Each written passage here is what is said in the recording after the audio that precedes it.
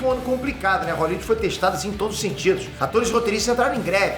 O público também resolveu cruzar os braços, né? Bilheterias de grandes filmes não deram em nada. Por exemplo, a gente teve Indiana Jones, Velozes e Furiosos, Shazam, Flash, Homem-Formiga, Pixar, Transformers, grandes nomes que não renderam o que os executivos estavam esperando. O que tá rolando? Qual o problema? O que tá acontecendo? Eu separei aqui 7 motivos para isso. Curto e grosso, vou direto ao ponto, ok? Alô, produtores, e me contratem. Eu decifrei por que tantos filmes floparam em 2023 e você vai entender tudo agora.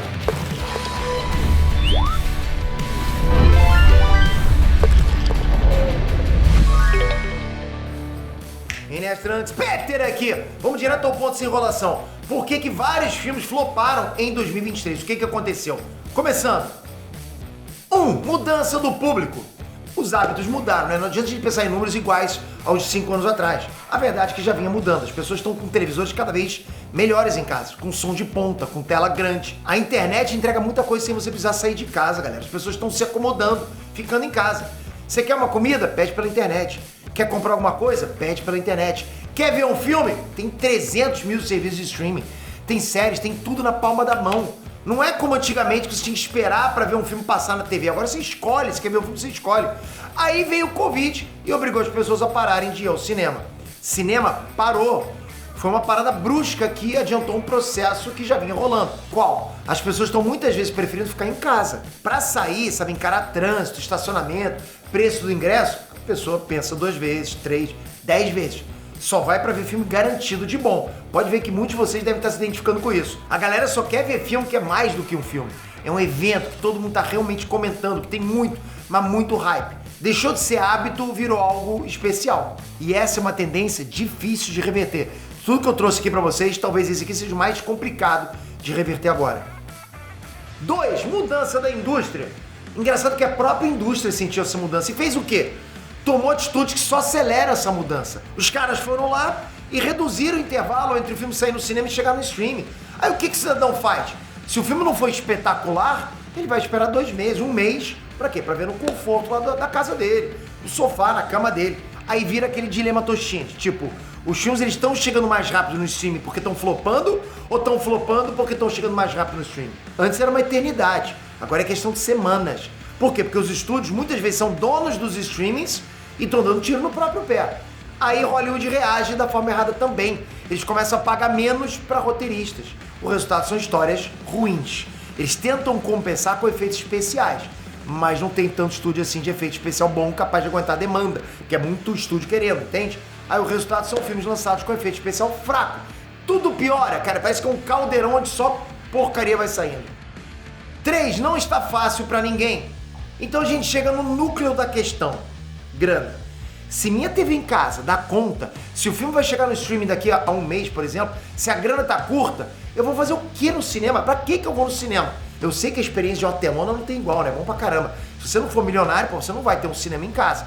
Mas é disso que eu tô falando, ninguém é milionário. Pegar a família toda, pagar os ingressos, pagar o lanche, pagar a pipoca, pô, é um programa muito caro de se fazer. Em 2023, o mundo passou por 2 guerras gigantes. A situação econômica mundial não tá legal, ok? Econômica mundial. Ou seja, a grana tá curta para todo mundo.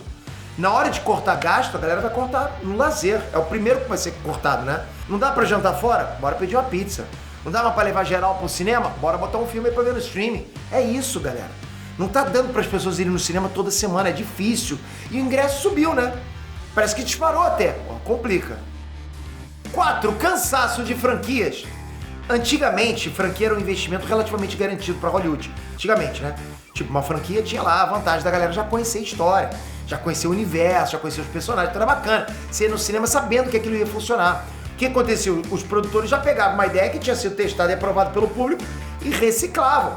Faziam praticamente a mesma coisa, só que com outra história. Mas digamos que os caras exageraram, né? A fórmula foi usada e abusada.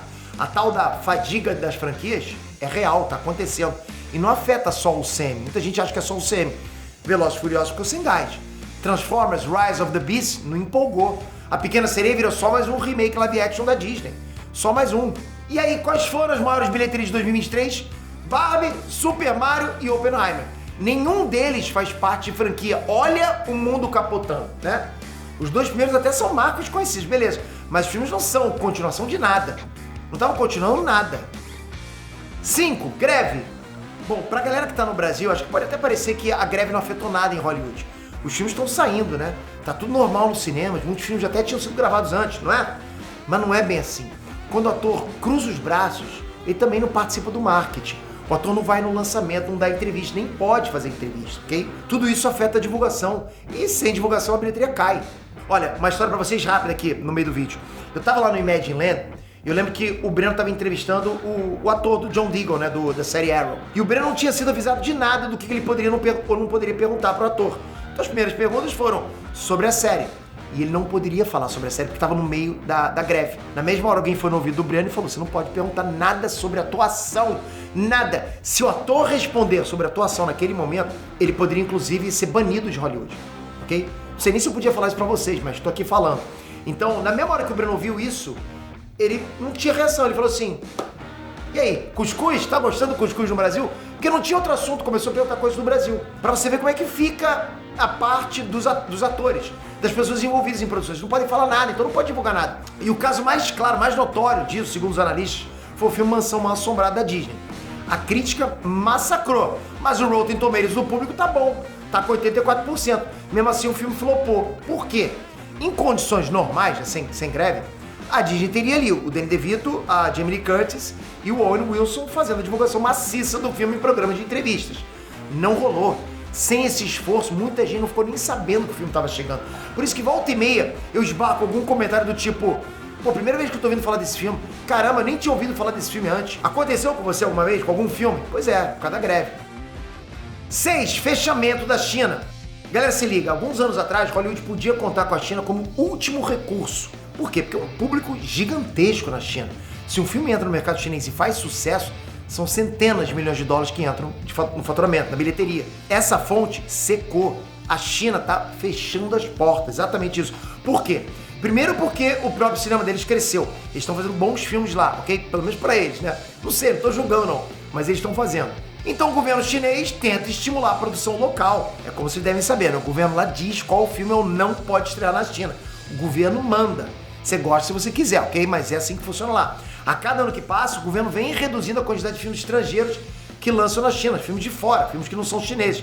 Por outro lado, a gente teve agora Meg 2 bombando com força no mercado chinês, faturando tubos. Não é nada, porra. Meg 2 atingiu a 13ª maior bilheteria do ano.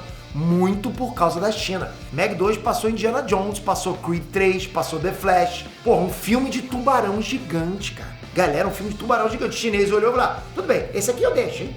E aí, aconteceu isso. Olha isso. 7. Orçamentos absurdamente altos. Eu falei que grana é um fator importante, mas eu falei de grana do lado do espectador, do teu lado, do teu bolso. Só que grana é um fator importante também do lado de quem está produzindo, de quem está pagando para fazer o filme, ou seja, do produtor. Muitos dos filmes que floparam em 2023 tiveram bilheterias bem altas, né? Você, porra, então como é que flopou? Bilheterias altas. Mas então, o problema é que eles foram filmes absurdamente caros para se fazer. Foram filmes que mal se pagaram, ou não deram o lucro que os produtores estavam querendo. Os caras pagaram, sei lá, 300, 400 milhões, porra, tem que ter 800 milhões para faturar. Para começar a ter lucro. Em termos gerais, vamos lá, um filme de alto calibre precisa se faturar 2,5 vezes o orçamento da produção, entende? Para começar a ter lucro. É essa matemática que os executivos usam, não sou eu.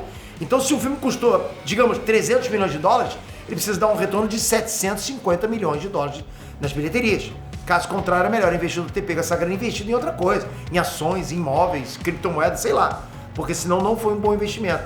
Em 2019, a gente teve ali 3 filmes passando a barreira do $1 bilhão de bilheteria. Aí você olha, caraca, esse filme não flopou de jeito nenhum. Parecia, pô, que o cheat do dinheiro infinito não ia acabar nunca, né? Bom, acabou. Em 2023, só os top 3 ultrapassaram $1 bilhão de bilheteria. Os tempos mudaram, né? Não dá mais pra ficar torrando rios de dinheiro, esperando oceanos de dinheiro no retorno. Não dá, não tá acontecendo isso. Bom, o vídeo acabou ficando longo, mas acho que... Espero que vocês tenham entendido, né? Alô, produtores, vamos se ligar, né? Pra gente que tá aqui, né, pro público, eu posso dizer, fica, galera, tranquila. É sempre nas maiores crises que a criatividade brota, sempre. Tá em crise, pô, a galera começa a pensar em soluções. Eu tenho certeza que vai vir muita coisa boa, muita coisa diferente no futuro próximo. Hollywood vai acordar. Aguarda e confira. E você? Foi muito ao cinema em 2023? Foi pouco? Por quê? Conta pra gente aqui a sua experiência nos comentários. Manda tua bronca nos comentários, que comentem. E toca aqui agora, se inscreve no canal, ativa o sininho. Galera, a gente conversa sobre tudo relacionado à cultura pop. Eu gosto demais de saber que eu tô aqui conversando com vocês e lendo os comentários de vocês. É um outro passatempo pra mim, né? Vocês assistem o vídeo e eu leio os comentários de vocês. Então, bom demais, né? Valeu, galera. Até a próxima. Fui!